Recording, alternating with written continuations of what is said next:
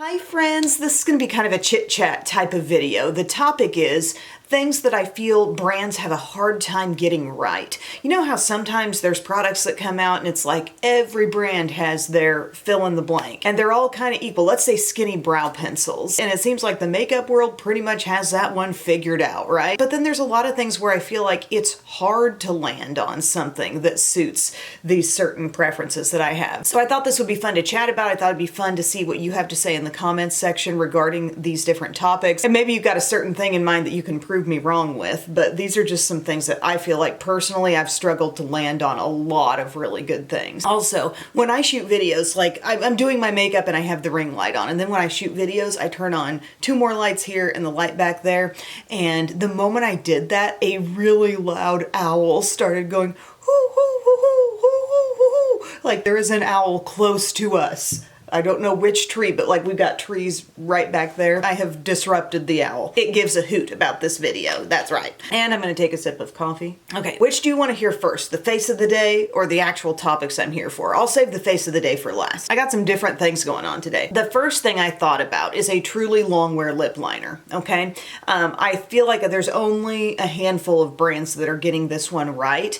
I think there are many brands, high-end drugstore, who are putting out lip liners that are just really average on staying power. Like I'm thinking Revlon Color stays really good. Catrice, especially the plumping lip liners, are very good. The Nude by Nature, that new brand at Walmart, they've got a phenomenal lip liner, but there are so many that I've tried, like just glancing over here at my stuff, like they are really creamy, and I think whoever created them, like their main objective was just to make them really creamy and glide on with ease, but then that essentially makes them just perform like a lipstick. You need just a little bit of dryness. Morphe has some good ones, but they're not maybe quite as top tier on staying power as some of those other brands that I mentioned. But it's just continuously like the thing that falls short. I try a random lip liner and it just doesn't feel like it hangs on. My first few are going to pertain to staying power here. This is probably what frustrates me the most. Glowy longwear. The longest wearing, let's say, foundations, base type products.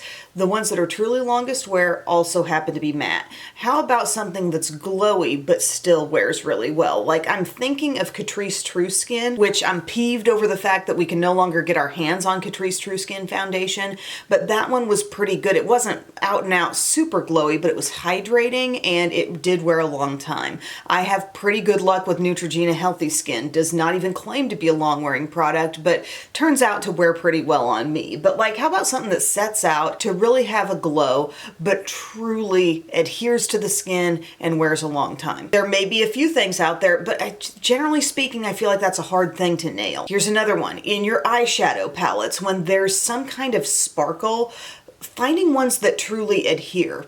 Patrick Ta has figured it out. I mean, he's got a powder texture, like in his Patrick Ta Major Dimension 1 and 2 palettes. There's powdery textures that have a lot of fine shimmer. I would venture to say it's not just a shimmer shadow, but it's like a pressed sparkle. And it actually stays on every time I put it on. And I'm always using eye primer. But then you'll try things from a variety of other palettes that also have kind of a flake to the sparkle. It's not just like a smooth, pearly, or metallic shadow. There are sparkly bits, and they can be so pretty when they're immediately pressed on, but then they just can't hang in there. Why do Patrick Ta's do it so well? Like, how is it so different? I know there have been at least a couple other experiences where I've tried something less expensive and it also had that sparkly effect, and then it stayed on. I think I've tried some good ones from Profusion, but for the most part, you're finding that shadow on your cheeks after a few hours. Here's another one where I feel like it's fairly easy for brands to get this right, but they just don't a lot of the time. Some are getting it right, but a lot aren't. And it's a really nicely well-balanced smaller eye palette. I'm talking quads or trios. Like Morphe put out these, and it's like everything's light. Got a little shimmer, got a little depth in that, but the opportunity to create a really satisfying full look and create contrast just isn't always there. LA Colors did a good job job with their little quads that are being sold in Dollar Tree currently. Most of those I like. e.l.f. bite-sized quads, some hitting the mark, some not. And the amount of brands that could be doing something and are doing absolutely nothing, like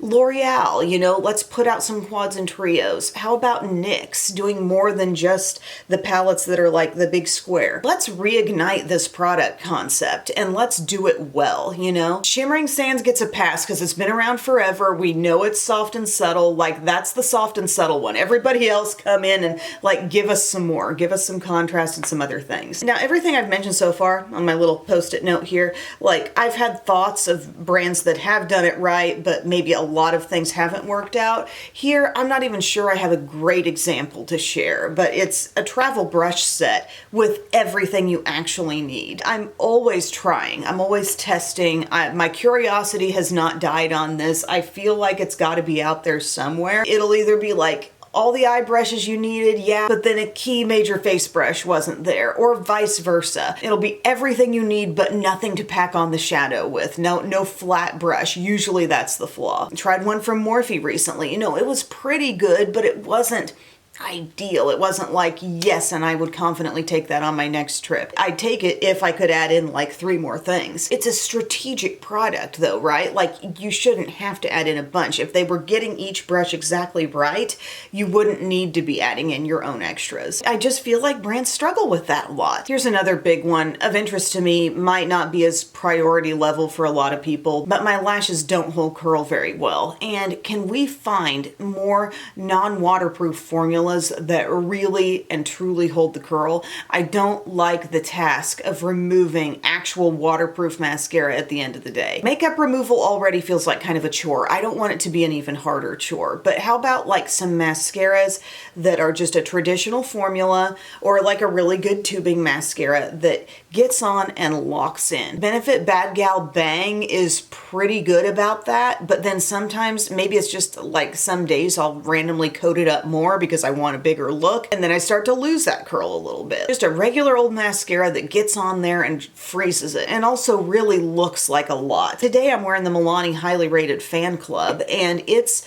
pretty good. Like, it really does good about bulk and length and thickness. I've got to really reinforce the curl most of the time, you know? I'm consistently feeling the need to layer up the mascara with at least 2 or 3 coats. So give me something that can withstand that and actually hold the curl and not have to be waterproof. I don't know, friends, those are my main points now. I'm sure I'm going to think of a lot more in between this video actually getting done and posted, but those are the things coming to my mind right now. I would love to hear from you, like, what things do you feel like it's just really rare to hit on a gem in a certain way? What are brands just seeming to struggle to get right? Maybe it feels really personal to your specific needs, but tell us, we want to know. And meanwhile, I'm going to share my face of the day. Instead of wearing foundation, I'm actually wearing something super duper light. It's this Catrice Soft Glam Filter Stick. It's shade 15 Light. And it's like if you put Hollywood Flawless Filter into a stick form, but made it pretty subtle on the glow. Like Charlotte Tilbury has one of these too,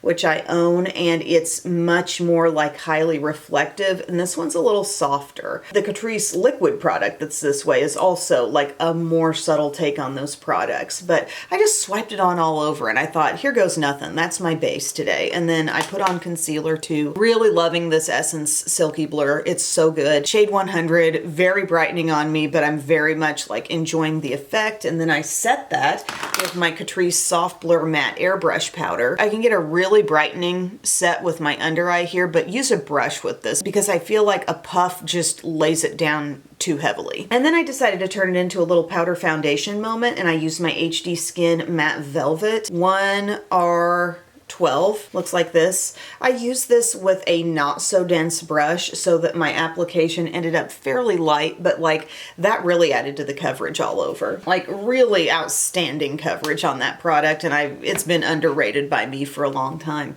Catrice Butter Like Bronzer, I've got both on, hairline, contour zones. Love Daring Rosewood Blush from L'Oreal's Infallible range. By the way, I've broken off 2 fingers. I think I was just talking about how my nails are pretty strong. Well, Rhett has a little ride-on like lawnmower tractor looking thing, and you pick that up a couple times the wrong way and snap. This is Daring Rosewood though. Beautiful blush. You can't really appreciate what it's gonna look like when you see it in the pan, but it's so good on the cheeks. Essence Soft Touch highlighter. That shade is Soft Glaze. Brows, I use Benefit Precisely My Brow Pencil and the Morphe Micro Manager Gripping Brow Gel. I already told you about the Milani, and then I've got e.l.f. Lash Extender on the lower lashes. That's Fan Club is what that's called. I skipped ahead.